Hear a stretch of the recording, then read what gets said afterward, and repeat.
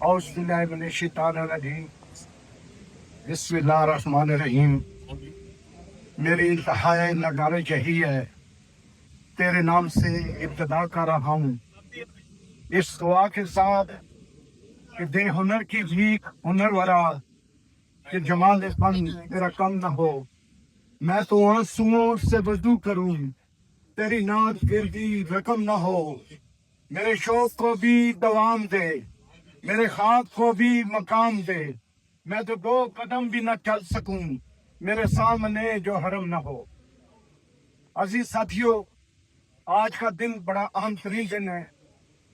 آج ہم راجہ ظفر اقبال صاحب کو مبارکباد پیش کرتے ہیں، ریجنل چیف کے بی کے، کہ جنہوں نے پورے کے بی کے کو یہاں پہ اکٹھا کیا. Swat zone, Peshawar zone, Kohat zone, Abbottabad zone اور ڈی آئی خان زون، ان تمام زون کے آج یہاں پہ جو سپوت بیٹھے ہوئے ہیں، ان میں سینئرز، ریجن کے لوگ، اسی طرح سیکٹر ہیڈز، زونل ہیڈز اور فیلڈ فورس کے عظیم ساتھیوں، آپ سب کو چناروں کے شہر ایبٹ آباد میں دل کی اتھاہ گہرائیوں سے جی آئین، ست بسم اللہ، بخیر آگئے، ہاں کدے آؤ، خوش آمدید اور ویلکم کہتا ہوں. ایریا مینیجر پاس زون سے گزارش ہے کہ آپ اپنی اپنی گاڑیاں لے کر ویلکم پارٹی میں چلے جائیں. ایریا مینیجر اتفاق زون سے گزارش ہے گاڑیاں لے کر باہر ویلکم پارٹی میں تشریف لے جائیں. علم جنت کا راستہ ہے، علم انبیاء کی میراث ہے. علم حاصل کرو گود سے گود تک. اور اسی حوالے سے آج کا میرا جو ٹاپک ہے وہ فلاسفی آف انشورنس کے حوالے سے ہے. عزیز ساتھیو، انشورنس کے آغاز سے لے کے اب تک کا ایک نقشہ کھینچنے کی جسارت کر رہا ہوں، اور آپ کے ذہن میں ایک نیا، بالکل ایک نئی ایک کوشش آپ کے ذہن میں ڈالنے کی کوشش کر رہا ہوں. ایک نیا پیغام آپ کو دینا چاہ رہا ہوں. آدم زمین پہ کیوں آیا؟ آدم سے کیا غلطی سرزد ہوئی؟ میرا اس سے کوئی تعلق نہیں ہے، لیکن اتنا ضرور کہوں گا کہ آدم نے جو اس زمین پہ قدم رکھا تو سب سے پہلے جس چیز کی اس کو ضرورت پڑی تو وہ تحفظ تھا. آپ حیران ہوں گے میں نے کیسے بات کر دی، لیکن ذرا غور کیجئے کہ اس ننگ درنگ جسم کو تحفظ فراہم کرنے کے لیے کس طرح آدم نے پتوں کو تلاش کیا ہوگا، کس طرح آدم نے اپنے جسم کو ڈھانپا ہوگا، اور کس طرح ڈھانپ کے اپنے جسم کو تحفظ فراہم کیا ہوگا. بات یہیں پہ ختم نہیں ہوتی. حابیل و قابیل کا واقعہ آپ کے سامنے ہے کہ کس طرح ایک بھائی نے دوسرے بھائی کو قتل کر ڈالا، مار ڈالا، اور مارنے کے بعد ایک کبا اس کو سمجھ نہیں آ رہی تھی اس مردہ جسم کو تحفظ کیسے فراہم کروں. تو ایک کوا آیا، اس کوے نے زمین کو کھود کے اس آدم کو یہ بتایا کہ دیکھو مردہ جسم کو تحفظ اس طرح دیا جا سکتا ہے. لہذا اس کوے نے اس آدم کو ایک بات سکھائی کہ مردہ جسم کو تحفظ اس طرح دیا جا سکتا ہے. بات یہیں پہ ختم نہیں ہوئی. بات چلتے چلتے جب آگے بڑھی تو اسی انسان نے جب یہ دیکھا کہ جنگلی جانور اس کو چیر پھاڑ کے کھا جائیں گے، اس کو ختم کر دیں گے، تو اس نے ایک سے دوسرے کو تلاش کیا، دوسرے سے تیسرے کو تلاش کیا، تاکہ میں ان جنگلی جانوروں سے اپنے آپ کو تحفظ فراہم کر سکوں. اور اس نے اکٹھا رہنا شروع کیا. مطمئن پھر بھی نہیں ہوا. کس طرح اس نے درخت کے تنے کو کاٹا ہوگا، کس طرح کاٹنے کے بعد اس نے رہنا شروع کیا ہوگا، اور کس طرح اپنے آپ کو جنگلی جانوروں سے تحفظ فراہم کرنے کی کوشش کی ہوگی. لیکن اس کے بعد जब इसने 1 से 2 चुने, 2 से 3 हुए और 3 से सैकड़ों जब हो गए, तो इसने झोंपड़ियों में रहना शुरू कर दिया। उन झोंपड़ियों ने इस इंसान को बारिश से, आंधी से, तूफान से तहफ़्फ़ुज़ फराहम करना शुरू किया। लेकिन इंसान है, बीमार भी होता है, मुख्तलिफ किस्म के हालात से दो चार भी होता है। अगर इस इंसान ने अपनी बीमारी से अपने आप को तहफ़्फ़ुज़ फराहम करने के लिए इसने जंगली बूटियां तलाश की, कभी एक की, कभी दूसरी की, और उस पर रिसर्च करते हुए आज का पैरास्टामोल, आज का एंटी क्लास, आज का नेवलजीन इजाद हुआ। तो इससे मुराद है कि इंसान ने अपने आप को बीमारियों से तहफ़्फ़ुज़ फराहम करने के लिए भी मुख्तलिफ जंगली बूटियां तलाश की और उस पर रिसर्च करते हुए अपने आप को बचाने की कोशिश की। लेकिन जब ये इंसान इकट्ठे रहना शुरू हुआ, कोई कातिल हुआ, कोई मकतूल हुआ, इसने एक दूसरे को नुकसान पहुंचाना शुरू किया।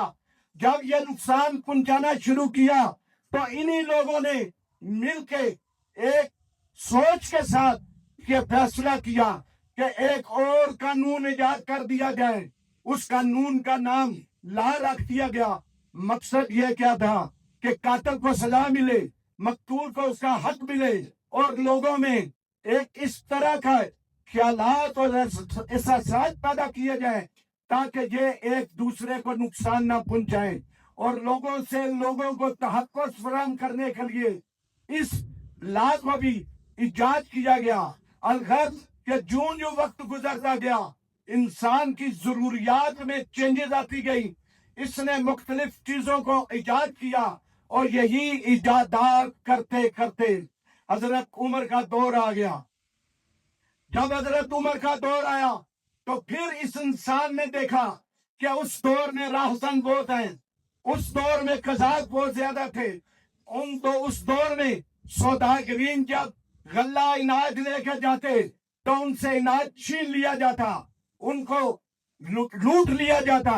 लिहाजा जब हजरत उमर रज़ी अल्लाह तआला अन्हु के पास ये पैगाम पहुंचा, लोग इकट्ठे होकर, सौदागरीन इकट्ठे होकर वहां गए और उन्होंने कहा कि अमीर अल मोमिनीन, हमारे लिए एक बहुत मसला आ गया है, इसका कोई हल बताया जाए।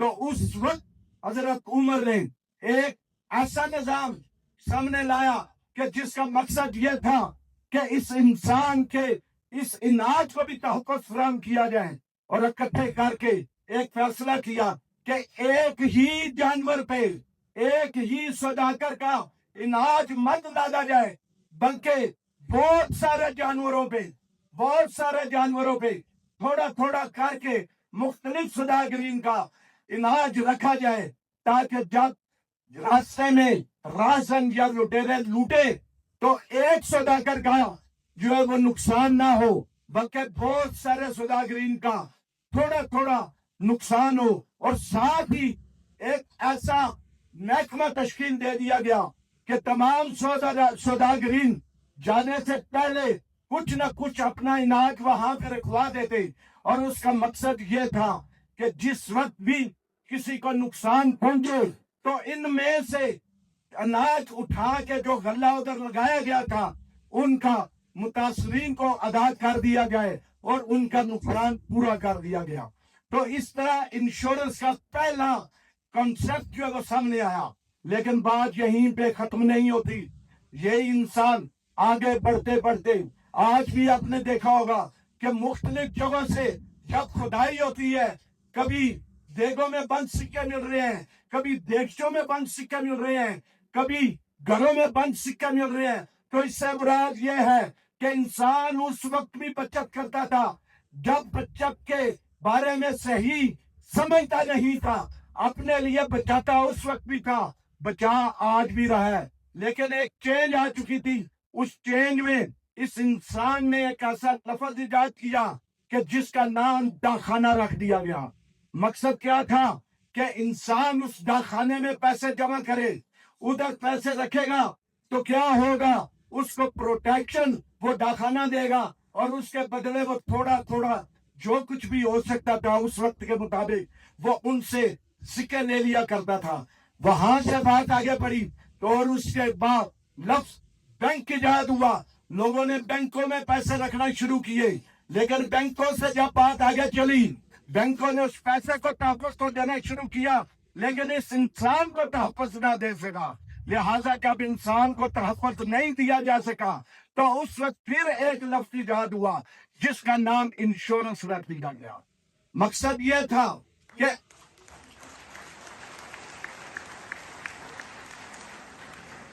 मकसद यह था कि आपके पैसों को तहफ़्फ़ुज़ तो हो रहा है, लेकिन उसके साथ साथ आपकी लाइफ को भी तहफ़्फ़ुज़ दिया जा सके। लिहाजा इंश्योरेंस इसलिए नहीं की जाती, इंश्योरेंस इसलिए नहीं की जाती कि किसी ने मर जाना है, बल्कि इसलिए की जाती है कि बहुत सारों ने जिंदा रहना है।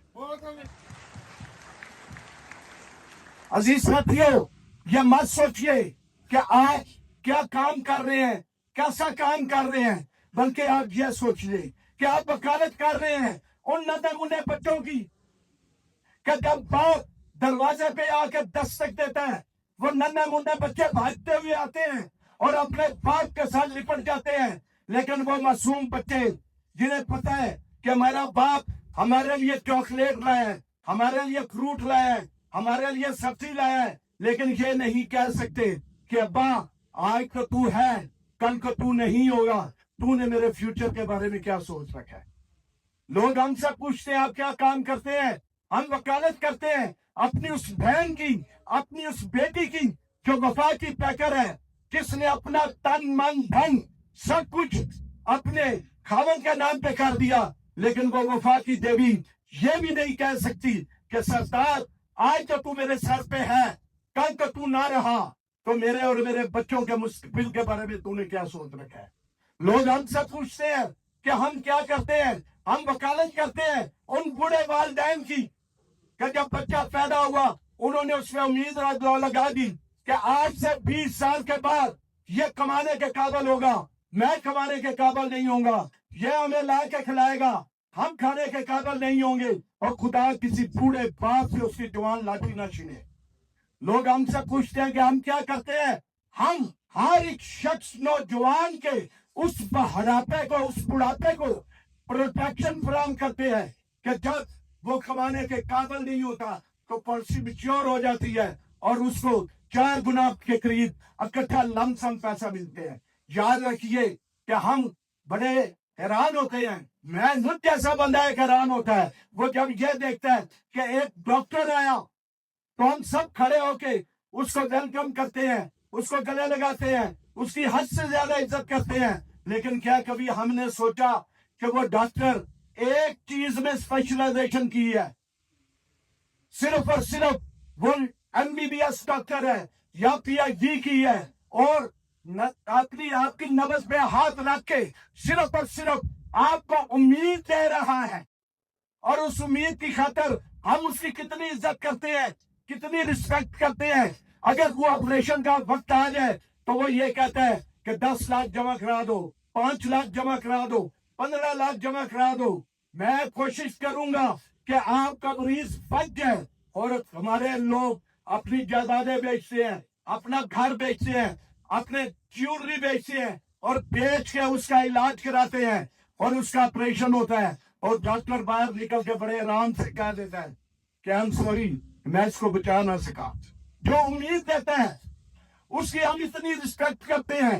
एक वकील जो उम्मीद देते हैं कि ये आज जिसका केस चल रहा है 302 का केस है, कत्ल का केस है, मैं लड़ूंगा, मैं फाइट करूंगा, मैं वादा करता हूं कि इसे बचा लूंगा, और उसके लवाकीन घर बेच देते हैं, जायदादें बेचते हैं, जो घर में होता है वो सब कुछ बेच देते हैं और उसका केस लड़ते हैं। लेकिन आखिर पे उसको सदाए मौत हो जाती है और वही वकील कभी आपसे पैसा आपको वापस नहीं करता और बड़े अफसोस के साथ सिर्फ इतना कहता है आई एम सॉरी, मैंने कोशिश की, बचाने की कोशिश की, लेकिन मैं इसको बचा ना सका। एक उम्मीद की वजह से हम उसकी कितनी रिस्पेक्ट करते हैं। लेकिन एक ऐसा शख्स जो मुआशी वकील है, एक ऐसा शख्स जो उम्मीद नहीं बल्कि यकीन दे रहा है और जो ये कहता है کہ میں تم سے وعدہ کرتا ہوں کہ آج تو ہے کل کا تو نہیں ہوا تو میں وعدہ کرتا ہوں تیرے والدین کو سارا کچھ ادا کر دوں گا. میں وعدہ کرتا ہوں تیرے والدین کو پالیسی کا پیسہ دوں گا. میں وعدہ کرتا ہوں تیری بیوہ کو یہ پیسے دوں گا. اور میں وعدہ کرتا ہوں کہ کل کو تو بوڑھا ہو گیا تو تجھے چیک کے حوالے سے 1 روپیہ دے دوں گا. جتنا بنتا ہے اتنا کا چیک تجھے دے دوں گا. یاد رکھیے کہ ایک امید دینے والا اتنا رسپیکٹیبل بن سکتا ہے اور ایک یقین دینے والا کیوں نہیں بن سکتا. لیکن اس کے لیے ہمیں اپنے اندر کو ٹٹولنا ہوگا کہ کیا ہم بے یقینی کے عنصر میں مبتلا ہیں. ہم بے یقینی کے لیے کام کر رہے ہیں یا یقین محکم کو لے کے چل رہے ہیں. یاد رکھیے انشورنس اس وقت نہیں بکتی کہ جس وقت ہم بے یقینی کے ساتھ کام کریں. انشورنس اس وقت بکتی ہے جب آپ یقین کے ساتھ بات کریں.